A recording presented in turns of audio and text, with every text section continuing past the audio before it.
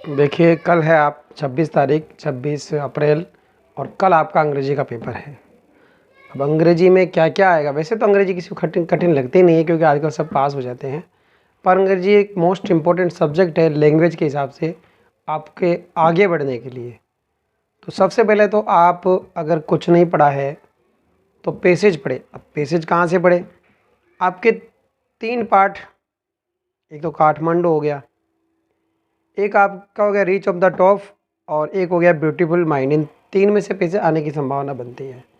संभावना है, 200 यूट्यूबर्स के जैसे ये नहीं कह रहा कि पक्का आएगा। पैसेज में आपके 10 नंबर 15 नंबर आराम से आ जाएंगे। 3 पैसेज आते हैं, सीन अनसीन मिला के 3 पैसेज आते हैं, 30 नंबर पैसेज से हो जाते हैं। फिर आगे बात करते हैं क्वेश्चन आंसर की। तो क्वेश्चन आंसर पहले काठमांडू और इफ़ आई वर के याद करें। इनमें से 2-2 क्वेश्चन तो आएंगे ही आएंगे, 20 वर्ड वाले भी, 40 वर्ड वाले भी और 60 से 80 वर्ड वाले भी। बात करते पोएम की, तो पोएम में जो नीचे की पोएम है ऑन द क्लिंग ट्री और एक slumber of my dead spirit seal, इन दोनों पोएम पे खास ध्यान दें। इनमें से एक पोएम जरूर आएगी क्योंकि जैसा हमारा सिलेबस कहता है कि हमारा जो सिलेबस है 60% अर्धवार्षिक से पहला वाला 40% अर्धवार्षिक से पहले वाला आता है और 60% अर्धवार्षिक के बाद वाला, यानी 2 ही चैप्टर अगर सरकार अपनी बातों पर मुकर्रर रहती है तो।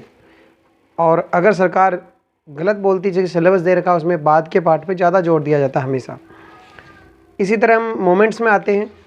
तो मोमेंट्स में जो हमारे लास्ट के 2 पार्ट थे, a house is not home और द बेगर, इनमें से भी 3-4 क्वेश्चन आ सकते हैं। बात करते हैं कि हम सभी पार्ट को कैसे पढ़ें। तो आप एक काम करें कि सभी पार्टों की हिंदी पढ़ें और जब प्रश्न करें तो उससे पहले हिंदी में अर्थ करें और उसका हिंदी में तलाश करने की आप अंग्रेजी बना सकें तो बहुत अच्छा है। तो सबसे बेस्ट तरीका है, अगर पैसेज भी आप कर रहे हैं तो सबसे पहले सारे क्वेश्चन पढ़ लें और फिर आप उनके आंसर देने लगे। अब ऐसे क्या होता है कि देखो, जैसे हम करते हैं, पहले हम पैसेज पढ़ते हैं पूरा, फिर एक क्वेश्चन पढ़ते हैं, फिर उसका उत्तर ढूंढते हैं, ऐसे करते हैं। इसलिए पहले 3 क्वेश्चन पढ़ो, 4 क्वेश्चन पढ़ो, इनका हिंदी याद करो, पैसेज पढ़ो, आंसर आ गया तुरंत लिख दो। तो बार बार पैसेज नहीं पढ़ना पड़ता है, इससे समय की बचत होती है। पोएम में आपको रेफरेंस, कॉन्टेक्स्ट और स्टेंजा जो भी आता है वो भी याद करना है। और सबसे मेन तो आपका होता है कि आपको इंग्लिश पढ़ना आना चाहिए, उसका अर्थ करना आना चाहिए। जैसे पोएम में एक मोस्ट पोएम बताते हैं हम, जैसे कि पीछे की 2 तो है ही है, उसके अलावा आपको 2 पोएम और बताते हैं जिनमें से आपका ये आ सकता है। एक तो रेन ऑन द रूफ मान लीजिए आप, और एक आप कर लीजिए आपके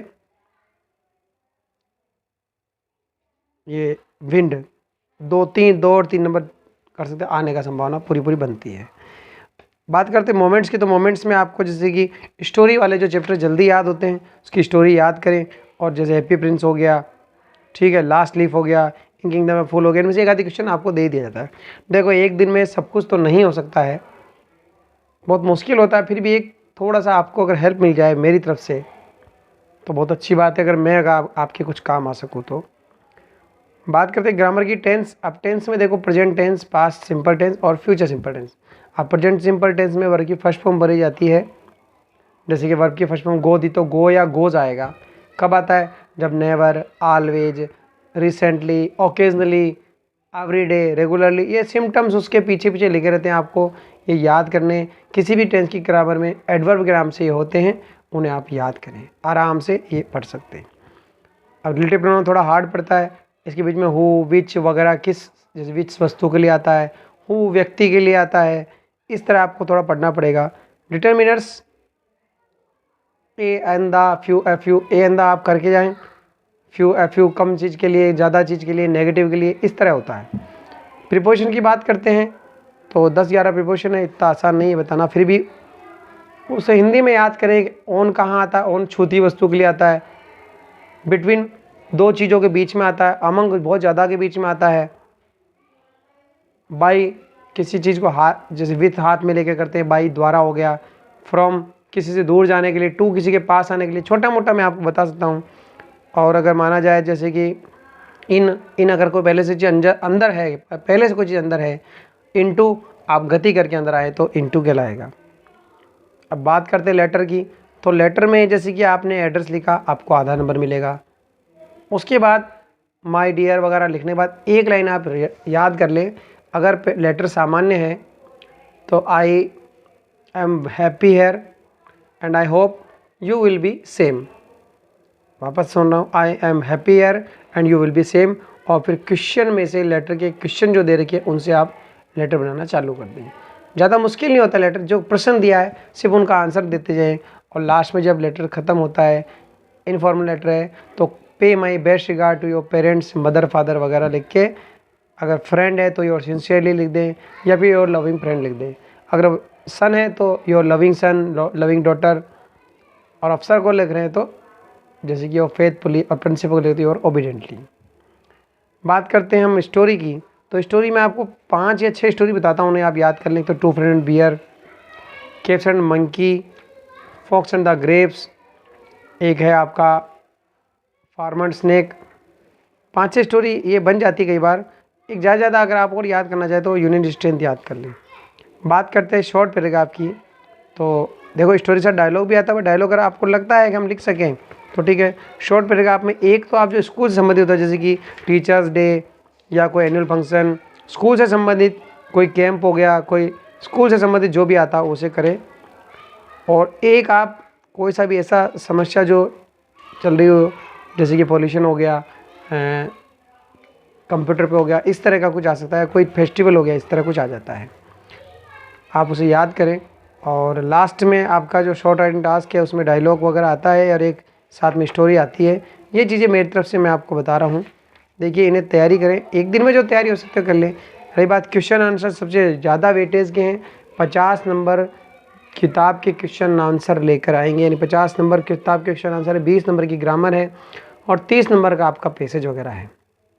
तो क्वेश्चन आंसर आप इग्नोर नहीं करें। क्वेश्चन आंसर मेरे हिसाब जैसे इसमें लिखा है how old are Tommy, Tommy और मार्गी कितने साल के थे, तो इसमें अगर आप लिख दें मार्गी इज 11, टॉमी इज 13 तो भी चलेगा। जैसे क्या उन्होंने had Margie ever seen the book before, क्या उन्होंने बुक देखी, तो दे नेवर सीन, बस देवर seen the before book today real book, इस तरह लिखना है।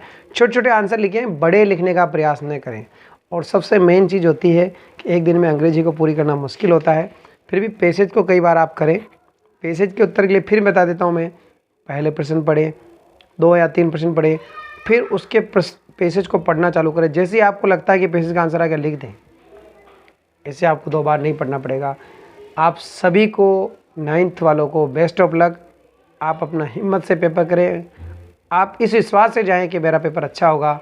आपका पेपर ख़राब होने की कोई संभावना ही नहीं है, क्योंकि आप साल भर पढ़ते हैं और मुझे विश्वास है कि आप साल भर पढ़ाई करते होंगे। आज अच्छी पढ़ाई करें, स्ट्रेस न लें, बोधेशन न लें, पेपर अच्छा ही होगा। और अच्छा पेपर करने के लिए फ्रेश रहना ज़रूरी है। ये नहीं कि आप एंड टाइम तक पढ़ते जाएं, उससे टेंशन बढ़ जाती है। टेंशन न बढ़ाएं और छोटे छोटे तरीक़ों से तैयारी करें।